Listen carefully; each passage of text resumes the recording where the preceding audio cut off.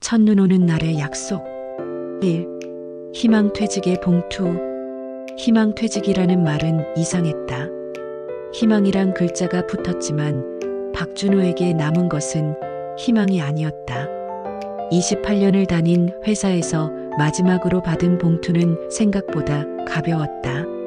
집으로 돌아오는 길, 버스 손잡이를 잡은 손끝이 텅 빈 봉투처럼 공허했다. 그날 저녁 준호는 평소보다 일찍 잠자리에 들었다. 아내는 이미 오래전 세상을 떠났고 아들은 해외로 나가 있었다. 방은 조용했고 벽시계가 분침을 옮길 때마다 작은 소리로 그를 재촉했다. 일어나. 내일은 더 이른 새벽 시장에 가야지. 할인하는 시간 전에 줄을 서야 한다. 다음 날 새벽 그는 재래시장의 한 구석에서 무료 아침 죽을 나누는 봉사대를 보았다. 스테인리스 통에서 김이 모락모락 올라왔다. 두 손으로 종이컵을 받아들고 조심스레 한 모금을 들이켰다. 뜨거웠다.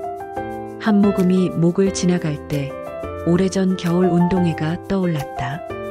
운동장 끝에서 아내가 건넸던 보리차의 온기. 온기는 기억의 형태로도 사람을 살렸다. 뜨거우니 조심하세요. 그때 낯선 목소리가 들렸다. 회색 모직 코트를 입은 여자가 서 있었다. 모자는 검소했고 목도리는 낡았지만 깨끗했다. 웃을 때 눈가에 부드러운 주름이 잡혔다. 감사합니다. 혹시 더 필요하시면 말씀하세요. 오늘은 많이 끓였거든요. 여자는 이름표를 달고 있었지만 이름은 적혀 있지 않았다. 자원봉사자라는 글자만 있었다. 준호는 종이컵을 양손으로 감싸며 고개를 끄덕였다. 그날은 유난히 추웠다. 그리고 그날부터 준호는 새벽마다 그 자리로 갔다. 기모르는 아침죽. 여자의 이름은 한서연이었다. 준호가 세 번째로 죽을 받아들던 날 옆에서 같이 봉사하던 청년이 불렀다. 서연 누나, 저쪽이 모자라요. 그제야 이름을 알게 되었다. 이제 이름을 알았네요. 저는 박준호입니다. 그녀는 짧게 웃었다. 알아배웠어요. 매일 이 시간에 오시잖아요. 일찍 눈이 떠져서요. 그녀는 더 묻지 않았다.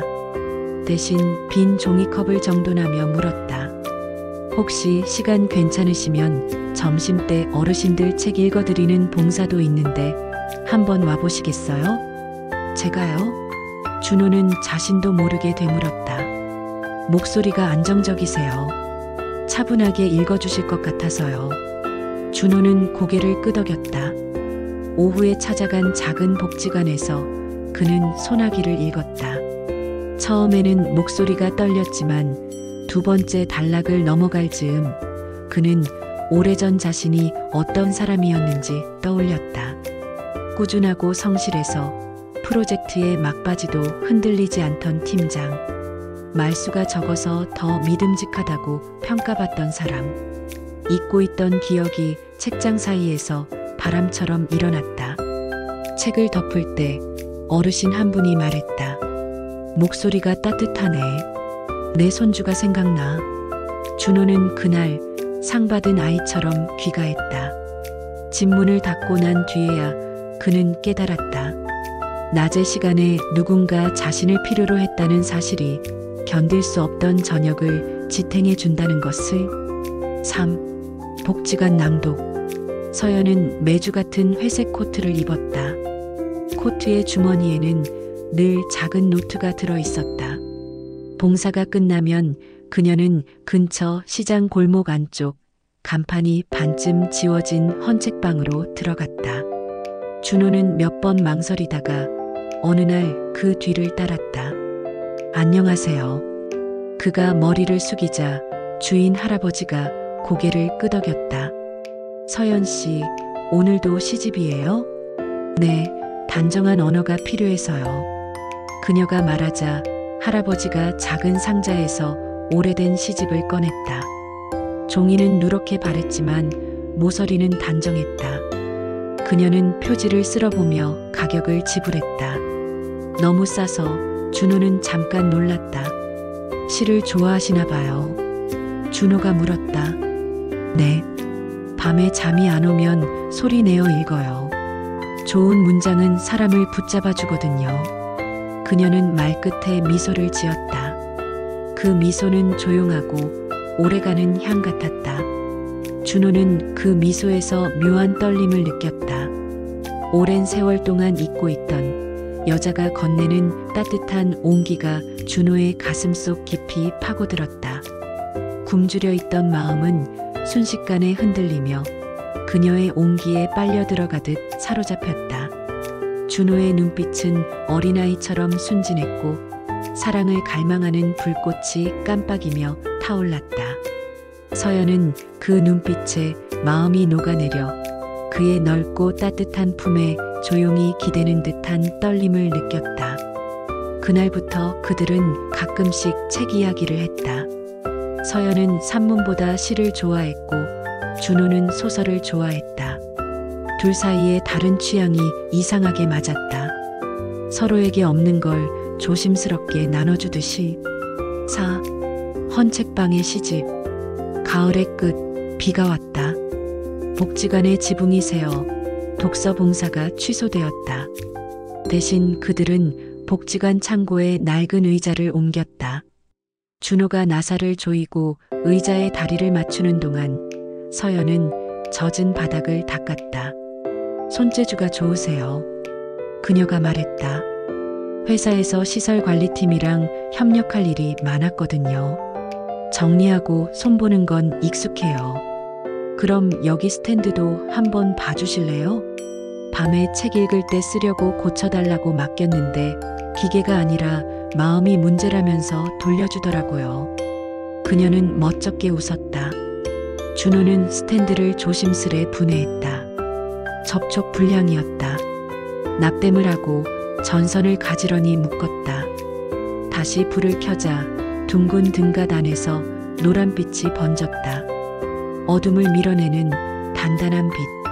고맙습니다. 그녀가 말했다. 대가로 뭘 드려야 할까요? 그냥 시 한 편 읽어주시면 됩니다. 그날 밤 그녀가 건넨 시집에서 그녀는 조용히 읽었다. 우리가 눈을 감아도 지워지지 않는 것들이 있다. 이름 없는 다정과 따뜻한 손의 기억 같은 것. 준호는 시를 다 이해하지 못했지만 단어들이 그의 어깨 위에 담요처럼 내려앉는 것을 느꼈다. 그의 눈가에 알 수 없는 뜨거움이 차올랐다. 너무 오래 잊고 지냈던 감싸주는 따뜻한 사랑에 목이 메인 것이다. 고장난 스탠드. 봄이 오기 전 준호는 작은 아르바이트를 시작했다. 동네 슈퍼에서 오전에 물건 정리와 진열을 도왔다. 가벼운 일이라 했지만 납품 카트는 묵직했다. 그는 저녁이면 쓰러지듯 누웠다. 그런 그에게 서연은 가끔 밤참을 건넸다. 미역국, 김치전, 차주밥. 담백하고 절제된 맛이었다. 어디에서 배우셨어요? 남의 집 식탁에서요. 그녀는 웃으며 대답했다. 묻지 않았는데도 그녀가 말을 이었다. 젊을 때 여러 집에 가서 아이를 돌보는 일을 했어요. 부엌은 그 집의 마음이잖아요. 좋은 마음을 가진 부엌에서 좋은 방법을 배웠어요. 그녀는 과거를 길게 설명하지 않았다. 그녀의 말은 언제나 꼭 필요한 만큼만 나왔다. 그 절제가 오히려 더 많은 것을 말해주었다. 준호는 그 절제 속에서 남모를 깊은 사랑의 감정을 느꼈다. 한없이 감사했고 가슴 속에서 차오르는 눈물을 감추려 애썼다. 6. 익명의 기부자. 초여름 복지관에 큰 기부가 들어왔다는 소문이 돌았다. 독서 프로그램이 확대되고 노인 식사 지원이 늘어났다. 이름 없는 기부자라고 했다. 시민들은 박수를 보냈다. 익명 기부가 제일 멋진 것 같아요. 서연이 말했다. 받는 사람에게 부채를 주지 않으니까요. 저도요. 준호가 대답했다. 어떤 사람일까요? 그녀는 미소만 지었다. 그때까지만 해도 준호는 몰랐다. 7. 대표님, 그리고 침묵. 한여름 슈퍼의 일을 끝내고 돌아오던 길이었다. 골목 모퉁이에서 검은 차 한 대가 조심스럽게 다가오더니 창문이 내려갔다. 운전석에 젊은 남자가 머리를 숙였다. 한 대표님, 회의 시간 다 됐습니다. 준호는 멈춰섰다. 차에서 내린 남자는 서연에게 다가가 우산을 내밀었다. 서연은 미묘하게 당황한 표정이었다. 하지만 이내 평온을 되찾았다. 오늘은 일정 취소할게요. 다음 주로 미뤄주세요. 네, 대표님. 차는 부드럽게 사라졌다. 골목의 더운 공기가 다시 내려앉았다. 준호는 그녀를 향해 천천히 물었다. 대표님? 그녀는 작은 한숨을 쉬었다. 죄송해요. 말하지 않아서. 말해주세요. 제가 믿을 수 있도록. 그녀는 잠시 침묵했다. 그 침묵은 거짓이나 꾸밈의 침묵이 아니었다. 설명해야 할 것들을 단정히 정리하는 쉼표 같은 것이었다. 저는 몇 군데 건물을 소유하고 있어요. 오래전부터요. 사람들이 잘 모르는 골목의 작은 건물들이에요. 임대료가 모이면 그 돈으로 이런저런 지원을 해요. 복지관 같은 곳에. 제가 쌓은 건 아니에요. 남편이 남긴 것을 지키고 조금씩 키웠을 뿐이에요. 준호는 말이 서지 않았다. 마음속에서 자신이 축소되는 느낌이 들었다. 버려진 우산처럼 가장자리로 밀려나는 감정. 그는 생각했다. 나는 지금 무엇이 되어 서 있나? 아무것도 아닌 사람인데. 그녀가 조심스레 말했다. 준호 씨가 좋아요. 하지만 제가 가진 이야기들이 우리 사이를 어둡게 만들까봐 겁났어요. 그래서 숨겼어요. 잘한 게 아니란 거 알아요. 준호는 고개를 끄덕였다. 하지만 고개 끄덕임이 허락이거나 이해는 아니었다. 그는 말없이 길을 걸었다. 그날 밤 그는 잠들지 못했다. 쓸쓸함과 자존심과 어쩌면 두려움이 차례로 방문했다. 8. 공원의 조언. 며칠 동안 준호는 복지관에 가지 않았다. 전화도 받지 않았다. 그가 다시 골목으로 나왔을 때 여름은 끝을 향하고 있었다. 동네 공원 벤치에 앉아 있을 때 그가 가장 좋아하던 어르신이 지나가다 멈췄다. 왜 요즘 안 보이나 했네. 어르신이 물었다. 좀 바빴습니다. 어르신은 준호의 거짓말을 쉽게 꿰뚫는 눈이었다. 내 젊은 시절 얘기 하나 해줄까? 난 평생 목수였어. 어느 날 내 손을 칭찬하는 부자가 있었지. 나는 부자가 싫었어. 내 손은 거친데 그 손은 너무 깨끗했거든. 근데 말이야, 집이란 게 거친 손과 깨끗한 손이 함께 있어야 완성되더라고. 설계하는 손, 깎는 손, 닦는 손. 그 사람 덕에 동네에 집들이 많이 지어졌지. 나도 내 집을 가졌고 부자가 싫던 마음이 부끄러워졌어. 준호는 어르신의 얼굴을 바라봤다. 그 여자분 좋은 사람이던데. 어르신이 덧붙였다. 내가 설계도를 잘 그리는 사람이든 나무를 잘 깎는 사람이든 그걸 같이 해보면 되지 않겠나? 그날 밤 준호는 오래된 라디오를 켜두고 앉았다. 작은 불빛이 깜빡였다. 서랍에서 봉투를 꺼냈다. 희망퇴직 위로금. 네모난 숫자는 여전히 그의 마음을 작게 만들었지만 숫자 앞에서 그는 묻기로 했다. 내가 이 돈으로 무엇을 지을 수 있을까? 국 한 그릇. 준호는 다음날 복지관에 갔다. 서연은 예약표를 정리하고 있었다. 그를 보자 그녀의 표정이 조용히 흔들렸다. 준호 씨, 말하지 않고 멀어진 건 제 잘못입니다. 그가 먼저 말했다. 저는 제 작아진 마음을 어떻게 다뤄야 할지 몰랐어요. 하지만 도망치고 싶지는 않습니다.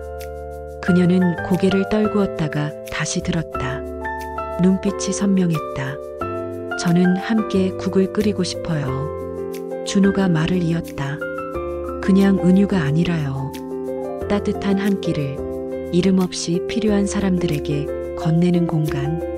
낮에는 식당, 밤에는 책을 읽는 곳. 돈은 많지 않지만 제 위로금과 시간이 있습니다. 부족한 건 설계도와 공간일 텐데 그건 그의 말을 그녀가 이어받았다. 제가 할게요. 두 사람은 서로를 보았다. 뭔가가 아주 조용히 자리를 잡았다. 합의서도 계약서도 없었지만 그날의 고개 끄덕임은 어떤 서명보다 단단했다. 10. 집 냄새 나는 국물. 가을이 올 때쯤 그들은 작은 점포 하나를 임대했다. 서연이 소유한 건물은 아니었다. 의도적인 선택이었다. 두 사람은 국 한 그릇이라는 이름을 붙였다. 간판은 도드라지지 않게 단정한 글씨로 달았다. 준호는 아침마다 육수를 끓였다. 멸치와 다시마, 무와 파, 마늘. 수십 번 끓이고 버리는 동안 그는 손의 감을 되찾았다. 꼬박꼬박 노트를 썼다. 오늘은 다시마를 2분 더 우렸다. 짠맛이 덜하다.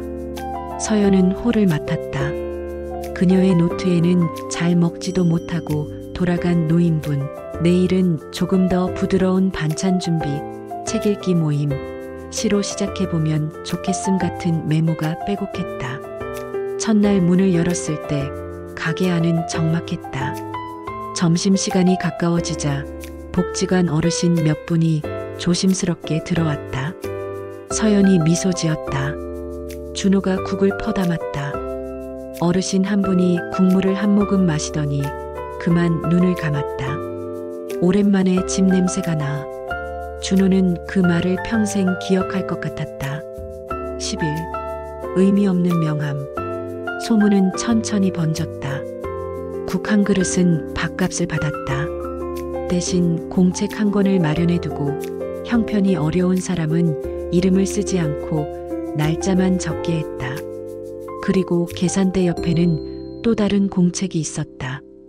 그 공책에는 누군가가 몰래 놓고 간 돈의 사용처가 기록되었다. 기록의 마지막에는 늘 같은 문장이 있었다. 이름 없는 감사로 운영됩니다. 밤에는 책 읽기 모임이 열렸다. 노인, 청년, 아이, 가끔은 늦게 퇴근한 직장인도 왔다. 어떤 날은 서연이 시를 읽었다. 어떤 날은 준호가 소설을 읽었다. 그들의 목소리는 서로 다른 결을 가졌지만 같은 따뜻함을 품고 있었다. 12. 첫눈의 계약서. 겨울이 오기 전 낯선 손님이 찾아왔다.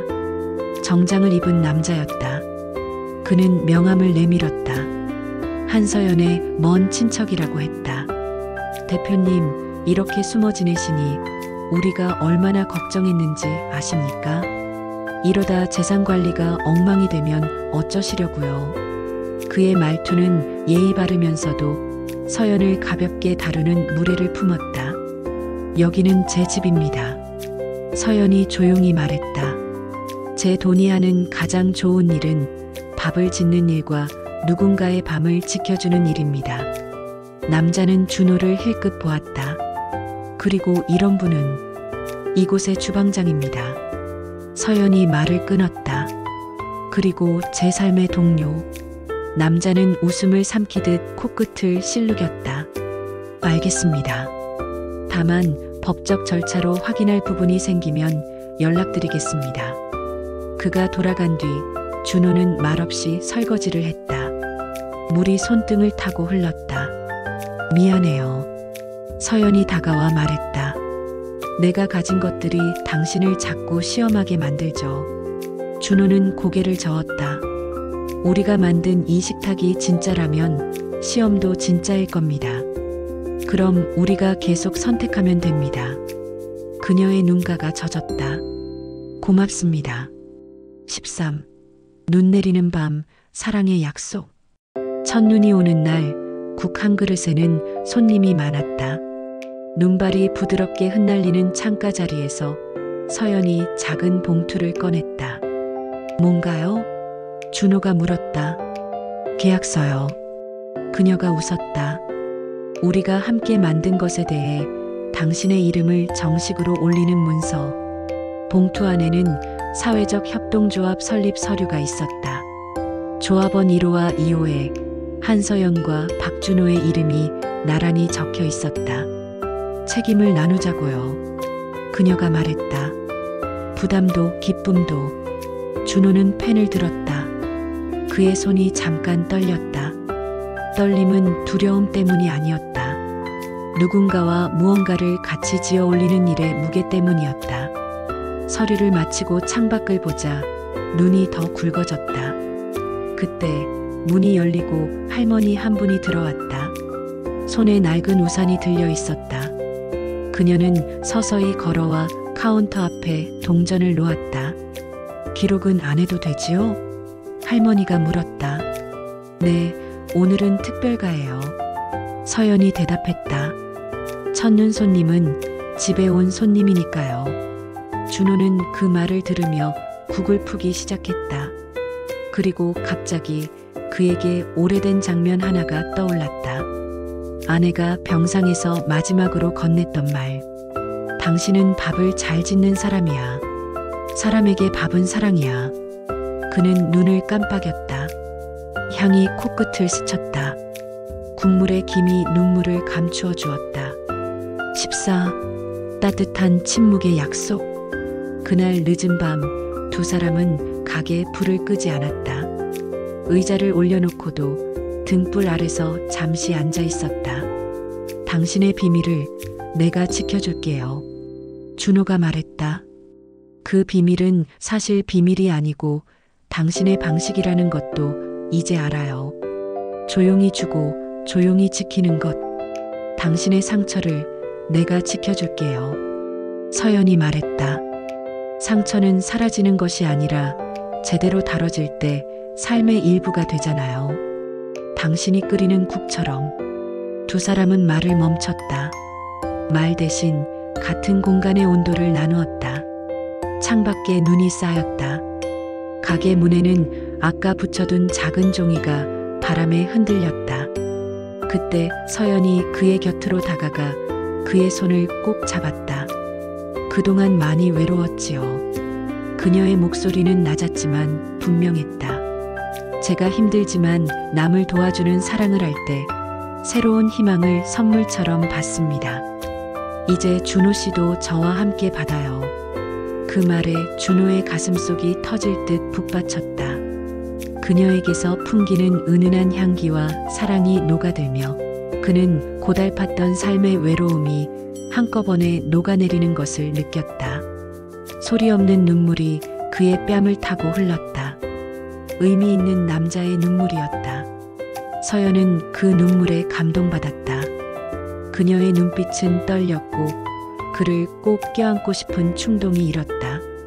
하지만 끝까지 품위를 지켰다.